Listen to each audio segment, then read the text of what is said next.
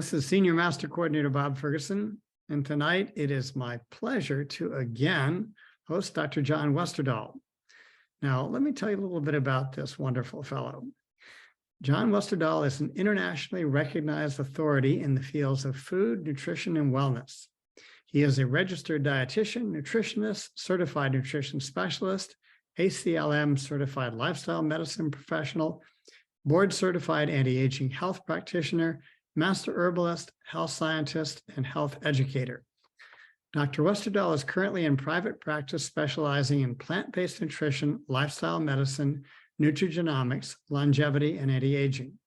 He previously served as the director of the Bragg Health Foundation and director of health science for Bragg Live Food Products in Santa Barbara, California, the director of wellness and lifestyle medicine and nutritional services for Adventist Health Castle Medical Center in Hawaii, the director of the Murad Inclusive Health Center and the Murad Inclusive Health Medical Group in Los Angeles, senior nutritionist and health scientist for the Shaklee Corporation, where many of us who've been around for a while got to know John very well, and the director of nutrition for Dr. McDougall's Right Foods in San Francisco, and the nutrition editor for Veggie Life magazine.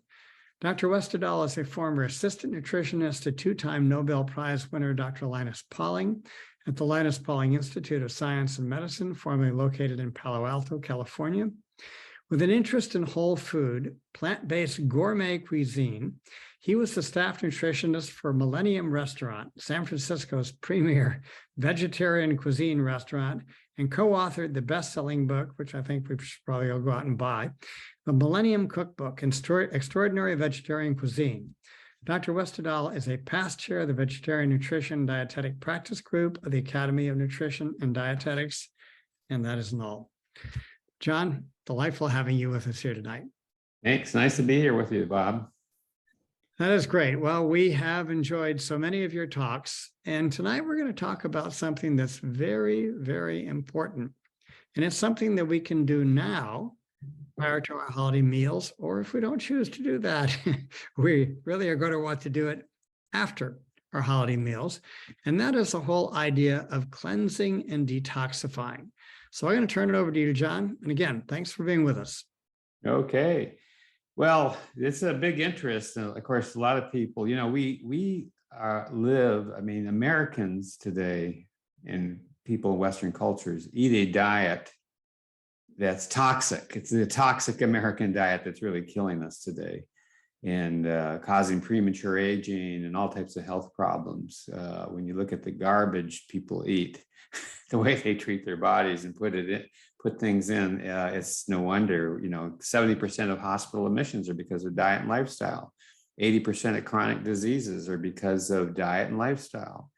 And so there's a big interest amongst many people about cleansing, detoxifying, things that they can do. And of course, the main thing is to stop putting toxic things in your body. That's the main thing, whether it's, you know, a lot of people think of alcohol and tobacco, yeah, but, and bad drugs and so forth. But it's also the foods that we eat that are toxic. But on the other hand, there's foods that we can eat that are cleansing and antitoxic, that fight against toxins. So when you look at definitions of detox and detoxification, basically it has to do with detoxifying and cleansing of the blood. You know, Dr. Shaklee used to, you know, is a company, company at Shaklee has always been products in harmony with nature and good health. And of course, it's an environmental company, very interested in not polluting our oceans and our streams and the waterways. But it's interesting, Dr. Shaklee used to say and ask people, what's the most important stream in the universe to you? What is that? It's your human bloodstream. And we want a bloodstream that's free flowing, that's clean, doesn't have toxins in it, just like the streams that get polluted with chemicals and so forth. Well, we want healthy bloodstreams, and that's where it all starts. And so to detoxify, that is done by removing impurities from the blood through the liver, which is the organ that helps to detoxify the body and break down toxins that get in the body and break them down to other elements and so forth. And where where the toxins are actually processed and eliminated from the body. And the body also eliminates toxins through the kidneys, through the intestines, through the lungs, through the lymphatic system, and the skin. And so the main thing is we need to learn how to eat healthy and eat more of this. There was even a book once called The Toxicless Diet many years ago, is stop putting the toxins in and eating healthy diets. And then, so people like to many times go and do detoxification programs. And there's different ways of doing it. There's, first of all, just resting the organs from putting in food. And that's where many people fast.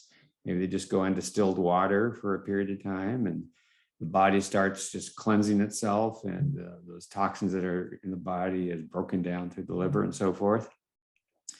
Others might do juice fasting. There's many things you can do. Hydrotherapy. I actually do some detoxification every day because I go to the gym and I spend some time in the steam room. It's one of my favorite things in life is the steam room. Before I do my swimming for an hour, I do that. And that's a good thing to do.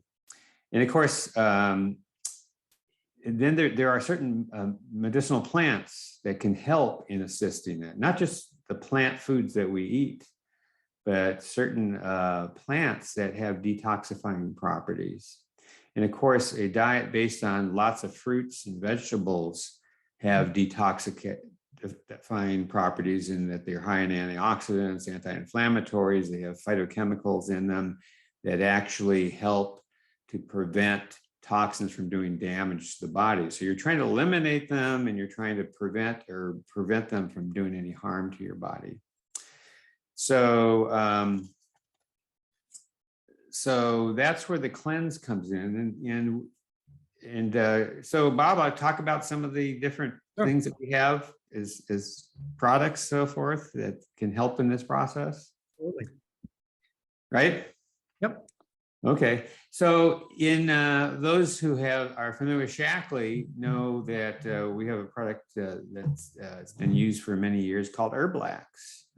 And when I first became acquainted with Shaklee when I was a teenager, a lot of people, once a week, they did a detox by taking the herbal laxative, which contains many different types of herbs in it. And I'll go over some of the different herbs and how they work.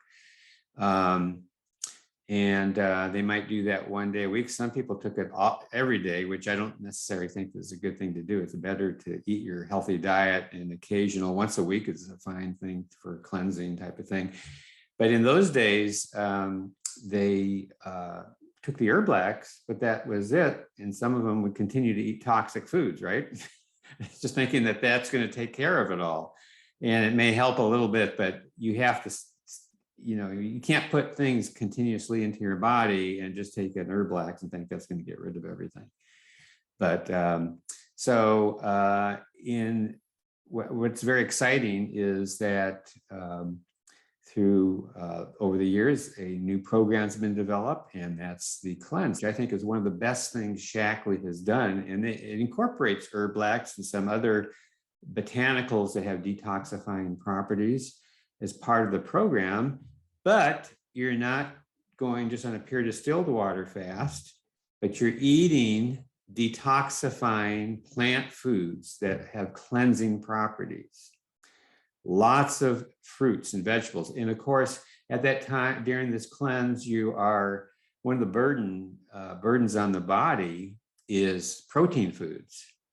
So even during this time, even though you can get plant sources of protein, you will rest those organs by not even eating beans and foods that are higher in protein even from plant sources. And of course, the proteins from animal sources have a lot more negative health impacts than plant proteins do, and plant proteins would be better, but yet you're resting your body and resting the body, resting the organs from the burdensome of trying to break down the proteins, and then you're forming nitrogenous waste materials. And in the form of animal proteins, you have to break that down to even further. It's harder because the animal proteins often contain uric acid and waste products from the animal that you have to get rid of first, and that get into your body. So the idea of going on a cleanse for this 7-day cleanse, did I say 5-day before? That's another fast. That's some people, Another one. but for 7 days, a full week, by eating a whole food, plant-based diet, eliminating and going easy on any high-fat plant foods too, and just those of you who have seen the list of the appropriate types of plant foods that you would go during this cleansing. I have to say it's very interesting because many people will go to a health institute, or an institute where people try to get on a detox, and they'll go there for a week and they'll pay thousands of dollars. And that's one of the things that's so great with Shaklee. You can get it in a little box and you got everything, and you got the meal plan, you do it yourself, and you get the same benefits, and that people will spend thousands of dollars to go for a week to do the same type of, get the same type of results. And people that do this find that not only do they pleasantly lose some weight, but they feel better, they feel cleaner, they have a little more focus in their mind and so forth. The idea of eating these foods every couple hours at least, you don't really get hungry per se. I mean, some people maybe, if they're used to eating a very rich diet, a real toxic type of diet, they may feel a little not as much energy because they're not stimulated from those types of things. But for many people, they go through it and say, boy, I ate all the fruits and vegetables that kept me filled and satisfied.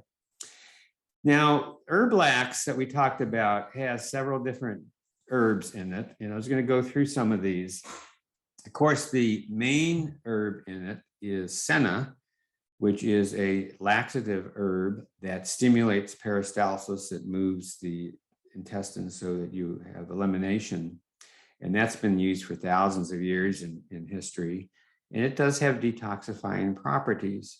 Along with that, it's very interesting because the way this was formed by Dr. Shaklee, every herb within that formula has a benefit, and it fits together with all of them, so that some of the laxative type of herbs can be stronger, but then there's herbs in there that help modify the reaction that you have in the elimination process. So for instance, the licorice root is also known as, it has been used for centuries as a tonic. It has anti-inflammatory properties, and it has a mild laxative effect too.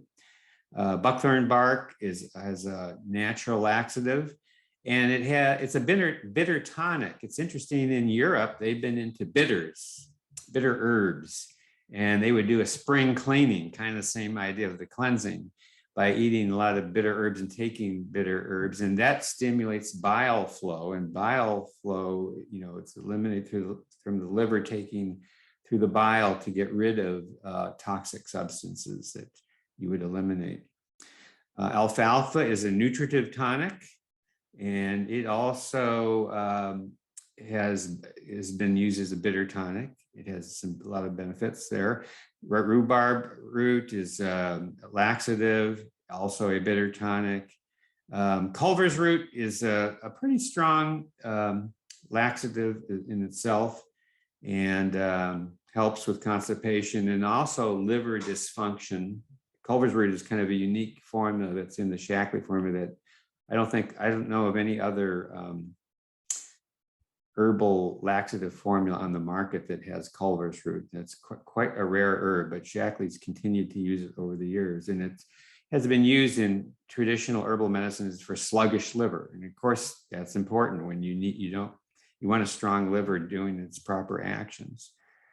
So the anise and fennel within it are carminative herbs, and they help as far as when there are laxative herbs being used, they help to modify them. It helps to have relieve any what we call griping or intestinal pain that may come from the results of working of the laxative herbs.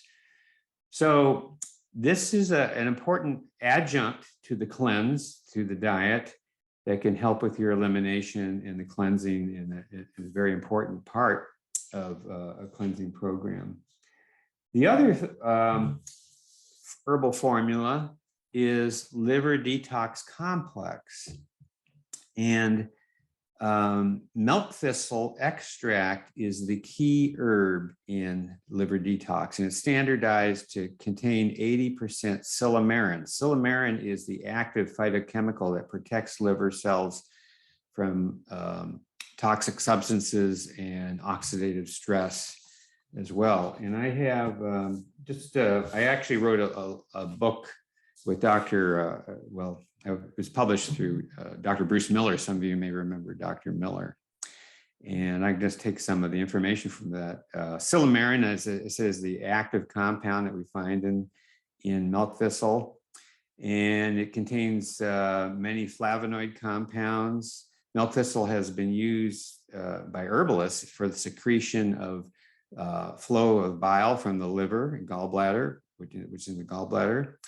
It's used as a traditional liver tonic, and this has been really substantiated by a lot of scientific research that's been done in Europe, where they have studied the benefits of medicinal herbs through very rigorous scientific studies. And the results of many of the numerous studies that have been done on milk thistle indicate that the phytochemical silymarin found in the ripe seed of a plant has considerable therapeutic properties. Silymarin is a potent substance protecting the liver from damage caused by biological and chemical insults. I know it's used, I don't agree with this, but in Germany, a lot of people that go to the Hofbrauhaus and drink a lot of alcohol because it damages liver cells, alcohol, they'll take silymarin. And they'll take milk thistle, but I don't think that's a good thing to do. But it's potent substances in protecting the liver from these insults and chemical things. And it also protects normal healthy cells or cells not that have been exposed to chemicals so that they aren't damaged, and it helps to regenerate new liver cells as well. So milk thistle is the key constituent in the liver detox complex. And then there's some other herbs that we find in there, such as dandelion extract, which is also increases bile flow to help remove toxins from the body. Reishi mushroom extract and turmeric extract. These are antioxidant herbs that have beneficial effect. Of course, antioxidants help fight against free radical damage that's a result of toxins that have enter the body. And then artichoke extract also helps with the relieving of the bile flow as well. So these herbs all play an important role in the diet. And of course, the diet of cleansing for the 7 days, real emphasis on fruits and vegetables that have strong anti-inflammatory properties, antioxidant properties. They have compounds in them that, again, help to prevent any damage from toxins within the body. So you're getting all that at the same time for the 7 days. Let's see if there's any other information. Any questions? Should we open up to some questions on this? Anything, Bob, you would like me to elaborate more on the cleanse as far as the 7-day program? Well, I think most of us are fairly familiar with it, but one of the objectives of this presentation is really for us to appreciate the incredible sophistication of the products are in our little packets, the little unassuming packets that you pull it apart, take it in the morning, take it in the evening. Right.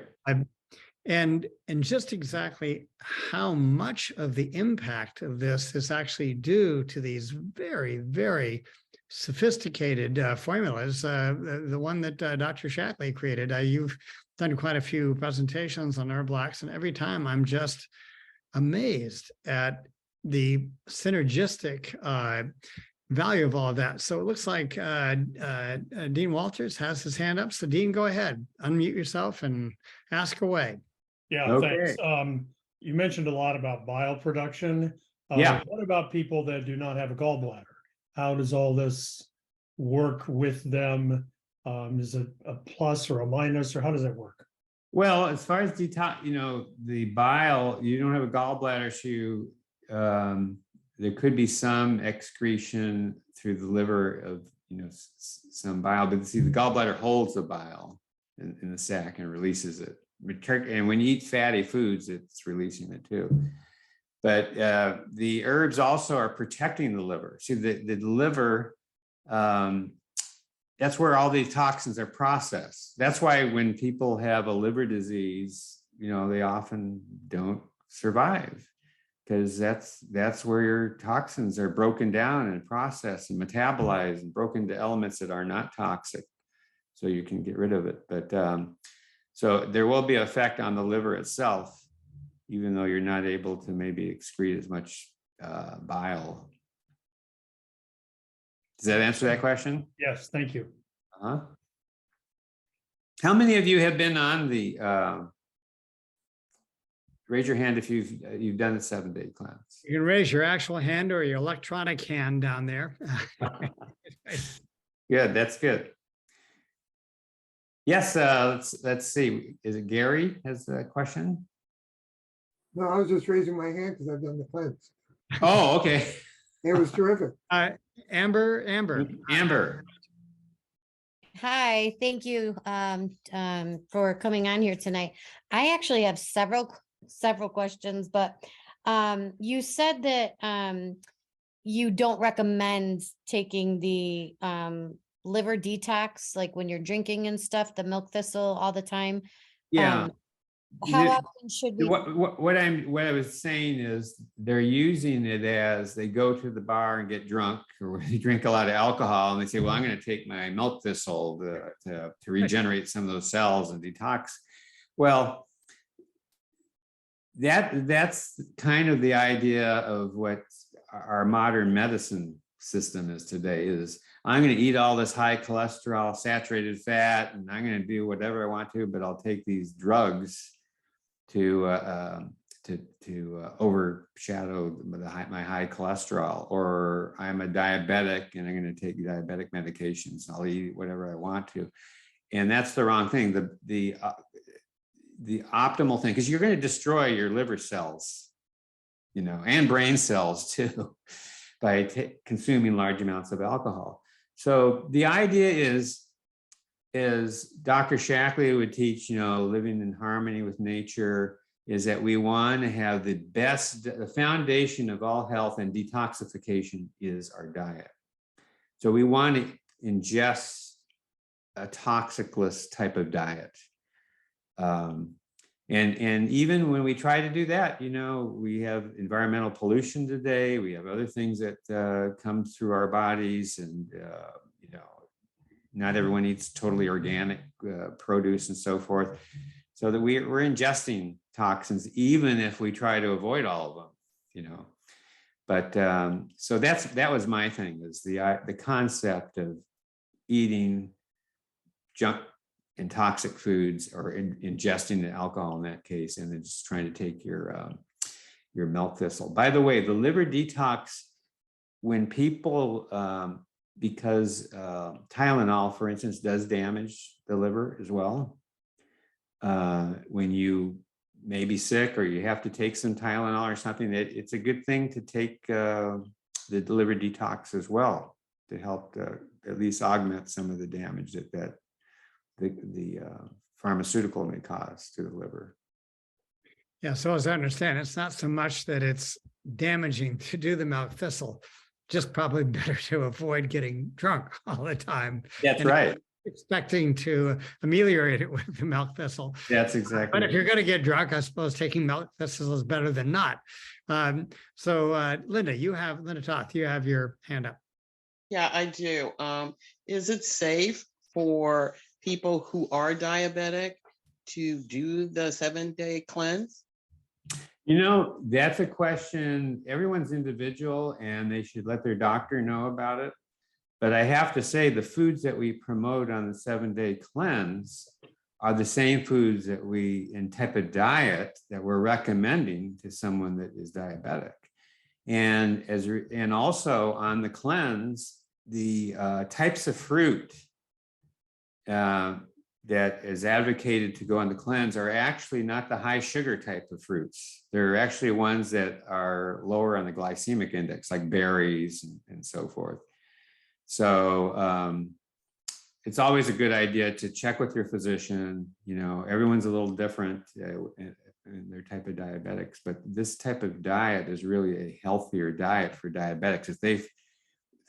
In fact, in my counseling with diabetics, I'm recommending this type of diet really for them to help with their diabetes, because diabetes, traditionally by doctors and even dietitians, they say, well, you control diabetes, you can't cure it. That's not true. You can reverse type 2 diabetes through a healthy diet and lifestyle where you don't have to take medication. You've reversed it when you get to the point you don't need to take medication or insulin or take any of these diabetic type of preparations, pharmaceuticals, and lose the weight, eat healthy, whole food, plant-based diet is the best. Lots of fiber, avoid the processed foods. You can reverse diabetes. And I've done it. I've done many diabetes reversal programs in group settings. And within 1 month,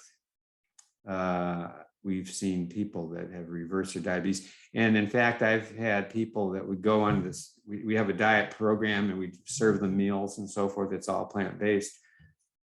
I remember a patient that we had in one of my programs that they had no feeling in their feet for years. And just after 2 or 3 days on this healthy plant-based diet, they started getting tingling again in their feet. They could begin the process of beginning to get more feeling in their feet. So it's amazing. Dr. John McDougall, who I worked with at St. Helena Hospital and Health Center, would put people on a 10-day whole food plant-based diet. They'd also get them to do some exercise and other healthy lifestyle things. And people who have been on blood pressure medication for years, within 2 or 3 days, they could be off of it. Their cholesterol, which was sky high, way over 200, even though about 300, they've gotten their blood cholesterol within normal levels. So they're reversing those chronic diseases. And that's what's exciting. This is what we call lifestyle medicine. And I'm very active in the American College of Lifestyle Medicine. These are the doctors that promote a whole food plant-based diet. Any other questions? Yes, Amber. Okay, so my brother-in-law was just diagnosed with prostate cancer. And he actually has a very bad diet. And I was talking to him before we actually even knew about his cancer, about doing the cleanse, and he was very interested in it. Is that something that? This would be excellent for him. Okay. In fact, some of these centers where people go for cleansing, I'm thinking of one here in Southern California, there are prostate cancer patients that go down there because, see, what it is, their diet that they've been eating, particularly the red meat, the processed meats, and there's a direct link to those types of foods in increasing your risk of prostate cancer. People who go on this, they see their PSA levels drop. Dr. Dean Ornish has put people on a whole food plant-based diet, totally animal product free. Dairy products are also associated with prostate cancer. And so these are prostate cancer patients that they're on this diet with high PSAs, and they see a significant drop in the PSA levels for these patients. So this diet would be excellent for someone who has prostate cancer. Okay, perfect. Thank you so much. Oh, Amber, go right ahead. You're holding up the sign here. All right, great. I only have like two more, but so some people in this program, and I started to kind of do it too. Some people like to add one of the plant proteins in the morning for their people. They work out a lot. They don't want to give up their workouts. What is your opinion on that? Well, during this process, part of the cleansing program is also maybe just do some moderate exercise during that week. Rest. I think it's a great thing to do on weekends if you're working. I still would go out and do some swimming, light swimming, but maybe I'm not doing my full hour workout, but just to get in there, it's just a cleansing. You feel energized. I go in the steam room. I do other things that could enhance, take a nap, get plenty of rest. That's what they do when they go to these centers. They rest, and they do all types of different things that are just, relaxing, because you're relaxing your body and you're resting your organs from the heavy meals that you would be normally eating. And this is a good thing to do at least twice a year. Some people like to do it quarterly, which is a good thing. I think the studies show on the cleanse that persons average maybe 6 pounds of weight loss during the week, during the 7 days, which is nice. And it's a great program as a kickstart. You've seen some success with the weight loss, so that you don't, after the 7th day, go back to eating French fries and burgers, right? You'll actually get sick. That your You have to be careful of that. Your bile's not used to pumping out all that fat after it's had rest, right? So this is a motivational tool for many people to say, I'm going to get more in a healthy, eat lots more fruits and vegetables. Maybe they're not going to go all vegetarian or completely plant-based, but some people do. And it motivates them to do that because they see the benefits. A lot of people who have arthritis or have inflammatory issues, they feel better, after doing this. Alfalfa tablets are also part of this. And I've talked about in this booklet that I've written, that Bruce Miller published years ago.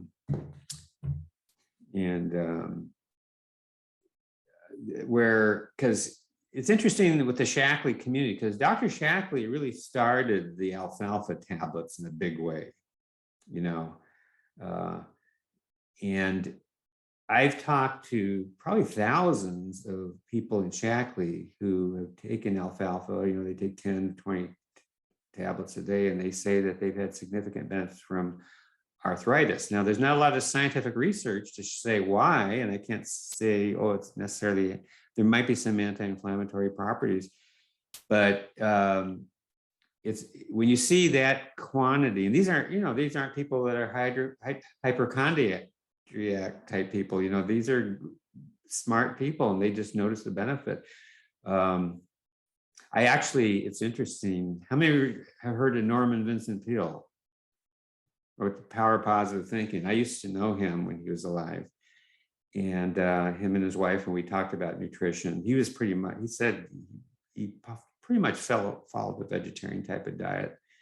But I was talking to Mrs. Peale, and so I was asking about their lifestyle and do they take supplements and so forth. Oh yeah, and she said, oh yeah, we take Shackley, and they took alfalfa tablets every day, and she said the reason we do that, it seems to help with our arthritis. So when you have large quantity, that's one of the things with herbal medicine. Sometimes you can't find a scientific reason or studies to substantiate something, but when you have large numbers, it means there's something to it that, and so I think there's some benefit with that.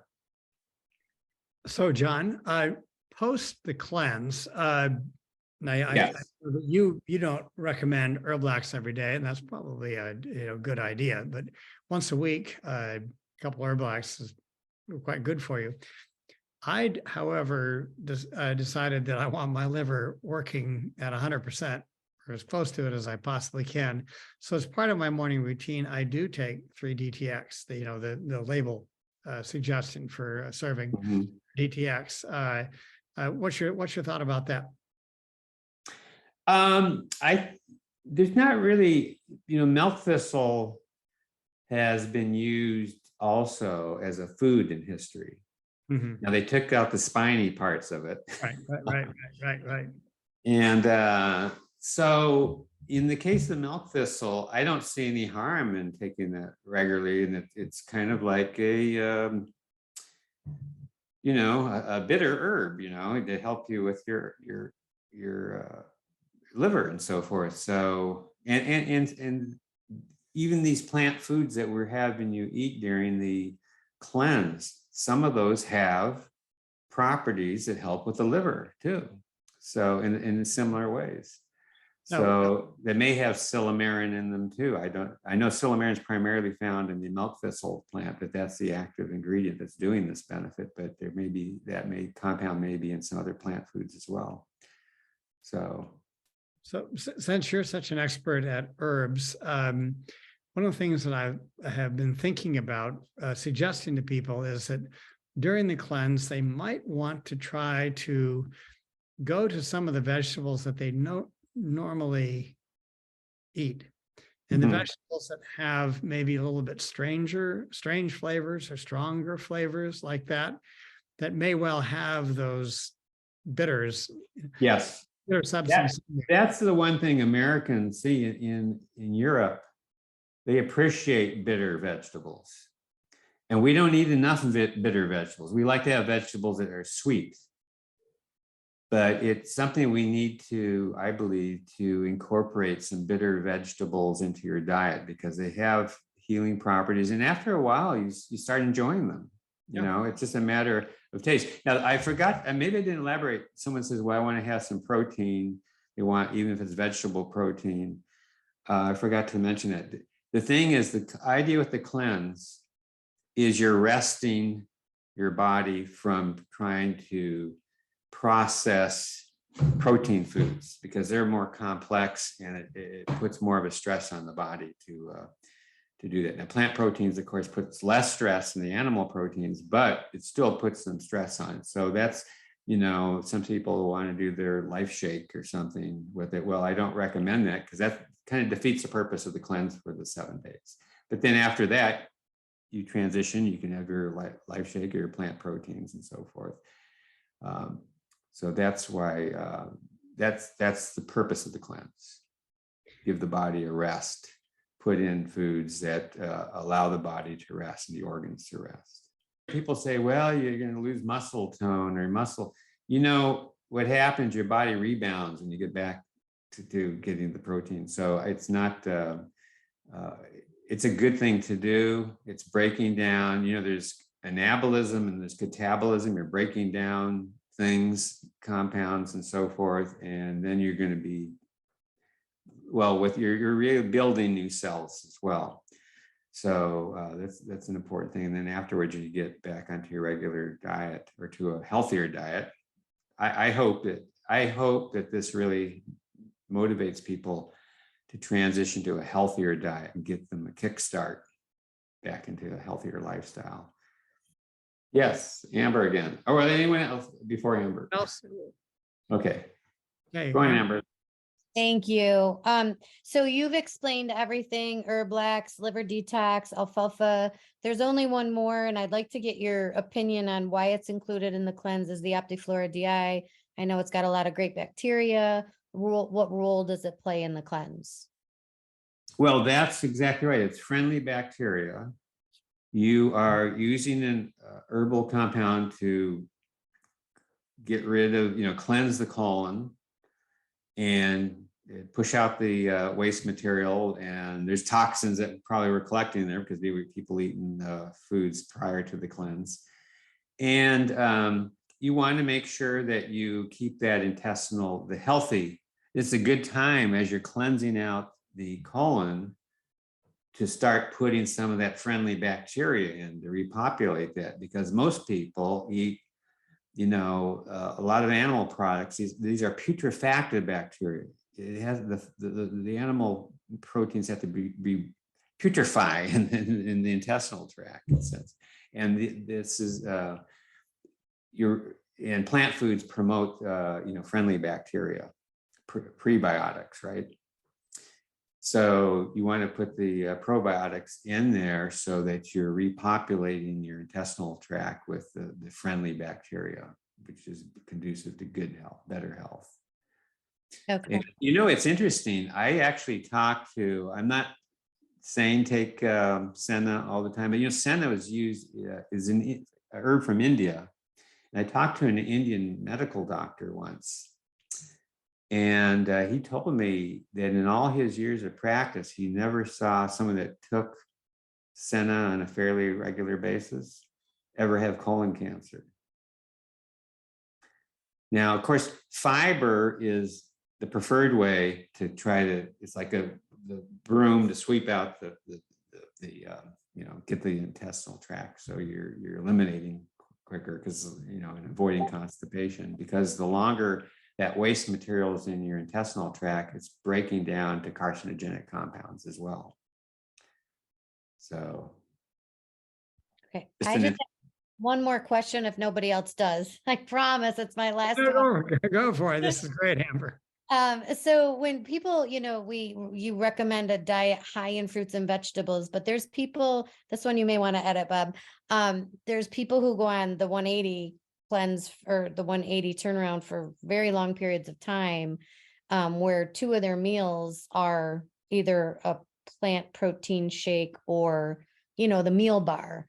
So when those 2 meals, they're not getting fresh fruits and vegetables, what is your thinking on that? What is your? Well, the Life Shake has other compounds, there's nutrients added to it. There are some phytochemicals, there's fiber added to it. So they are getting some plant substances in that Life Shakes. It's been formulated, so it's including a lot of those things too. Okay. And of course, the ideal is, definitely the third meal to make it. I actually, with my counseling, I do private counseling with the Shaklee people. They're looking for a dietitian that's open to Shaklee and so forth. And I emphasize, that third meal, make it more like the cleanse meal. Yeah. But you can add beans now. You can add plant protein to that. I emphasize plant protein to everybody. If they say they can't, I leave it up to them. But my research and experience is the optimal anti-aging longevity diet, blue zone type diet, is where you're on a whole food plant-based diet. That's what the American College of Lifestyle Medicine is recommending. I really believe in that. And I think it's not only the healthiest for the body, but it's also the healthiest for the planet.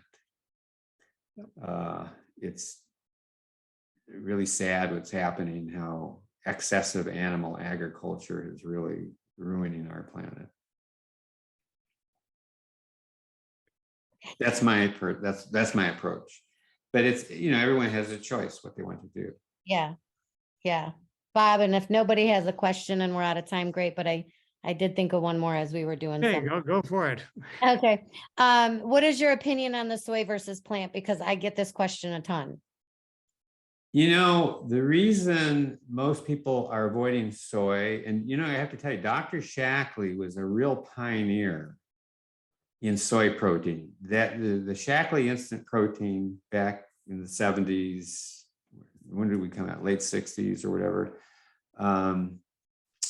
That was a very unique product that even the soy researchers, when I remember when I was, and I've actually talked to this guy before, there's a soy information center up in Berkeley.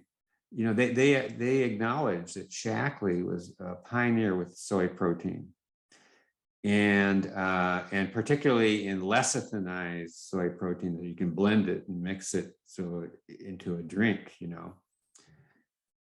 And there's a lot of misinformation about soy. So that scared people. They read on the internet, it's going to kill you, it's going to cause breast cancer, it's going to cause men, they're going to have to start wearing bras. They have all types of statements on it, and a lot of that is unsubstantiated. It's not scientific, and in fact, it's coming from an organization that's Weston Price Foundation, which used to be an organization that promoted primitive diets, you know, that were more plant-based, but it kind of got taken over by people that were anti-vegetarian, anti-soy, anti-plant-based diets, eat a lot of meat, have cream, eggs, and they've gone to the other side where you know, scientific nutritionists would disagree with them. But so they're promoting a lot of this myth. In fact, one of my good friends, Dr. Mark Messina, I actually brought him to one of the Shaklee Scientific Advisory Board meetings, because he's considered one of the world's leading authorities on soy. And he gives a lot of lectures on about the myths of soy. And he was very impressed with the Shaklee instant protein, with the product that we had. So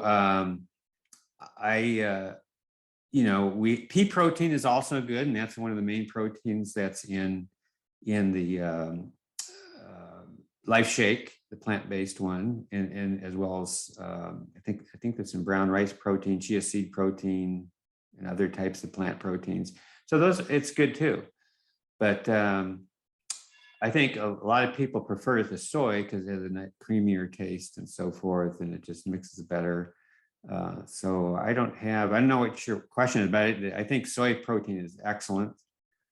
And actually there's good studies to show that a certain amount of that in your diet every day can lower your cholesterol because of the phytoestrogens and phyto compounds that we find in it. And the phytoestrogens aren't estrogen. That's the other thing that you can't have it. It's got estrogens in it. It's phytoestrogens, not estrogen, not the estrogen that promotes breast cancer, for instance. It actually prevents the estrogen from promoting breast cancer. It tricks the body thinking, oh, this looks like estrogen, but it really isn't. And that'll attach to different sites to prevent the bad estrogen from attaching and promoting the cancer. Okay, Jeff, and then Dean. So thank you, John. Great to hear from you again. Question I have: there's a growth in the non-meat meats. So I'm just calling out sort of generically. We've tried a couple. They don't punch my buttons. So if you're gonna have meat, you might as well have meat. Don't have very much. Or avoid it, I guess. But what are your thoughts on some of these? Because you look at the ingredient list. I know. Go, how can I wish those companies had me help them formulate them.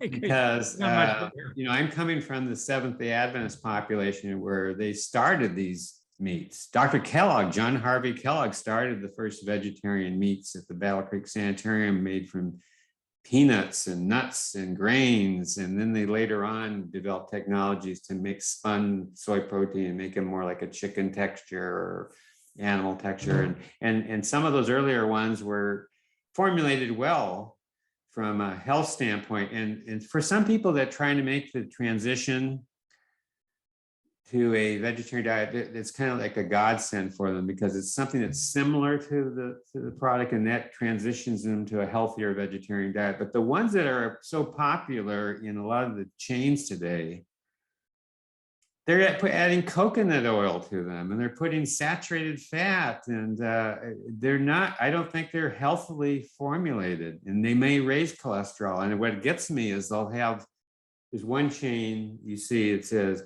100% plant-based burger patty, right?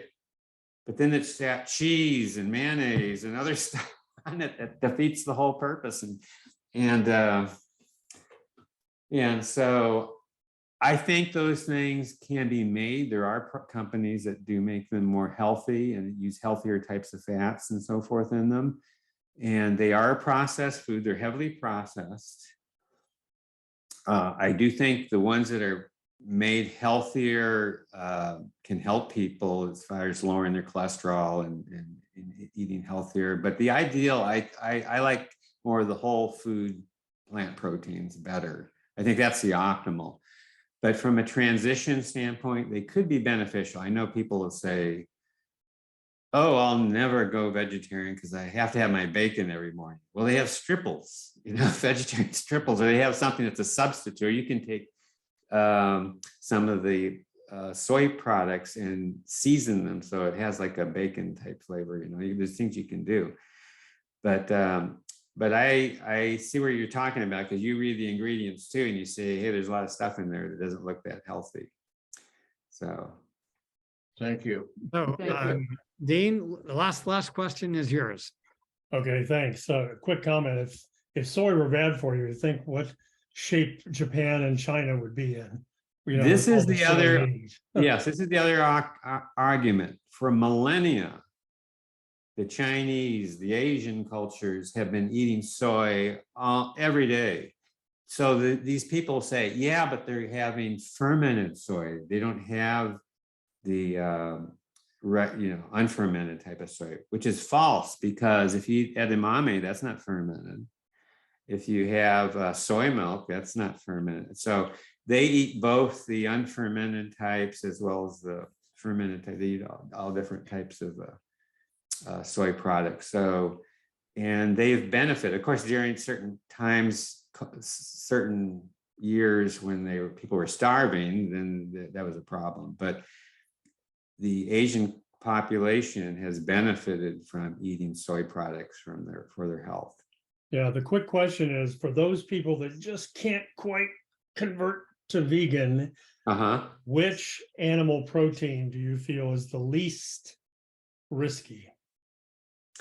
Well, one thing people have to realize, and there's arguments on the cholesterol issue, but I think saturated fat's the bad part of the animal products. And then even ingesting cholesterol is not ideal either. So, for instance, chicken and beef have about the same amount as cholesterol. Now they have less saturated fat in chicken, but fish is probably the best of them. However, I am concerned, I'm a scuba diver, and I'm a big fan of Jacques Cousteau, and who was on, worked with Shackley and so forth. And I remember back in the 70s, Jacques Cousteau was going to areas where man has never been, up in the polar regions, taking the fish. They tested it and they found they had significant levels of DDT and pesticides and so forth within their tissue. And that was back in the 70s. And these were pristine waters, because the oceans are just, and it's gotten worse since then, actually, particularly with the Pacific Ocean. So fish is better, salmon is good because of the omega-3s, and it's better. But I really do feel the optimal is plant protein. But if you have meat, fish would be better.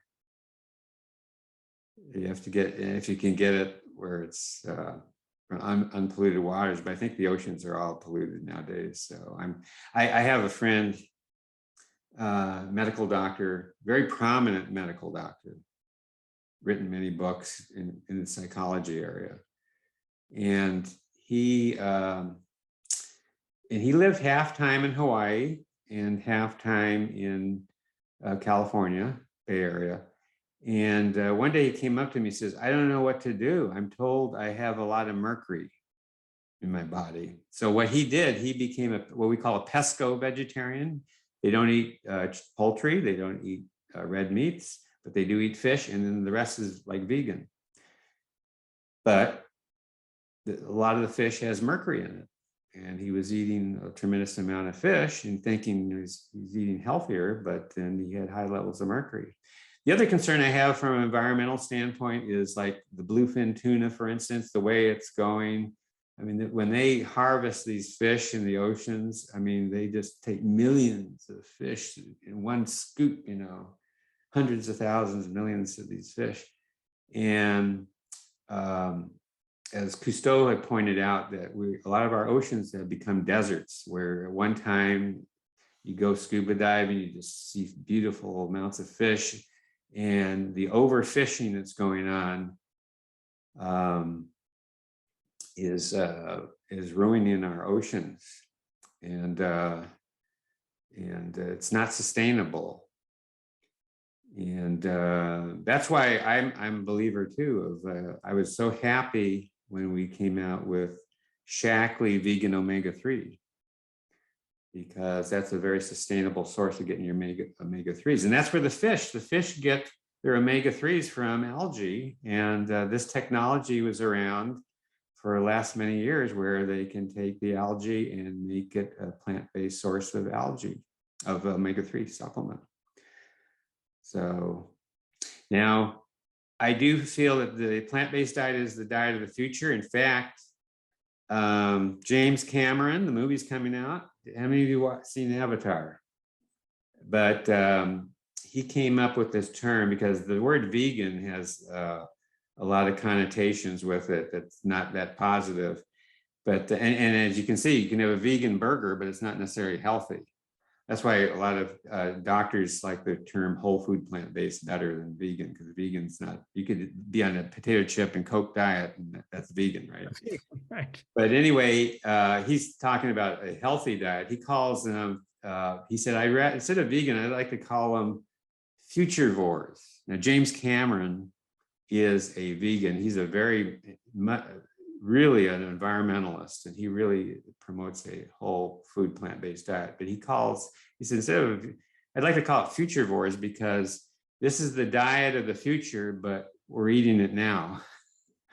So my thing is this, as Dean Ornish says, when you make big changes, you get big results.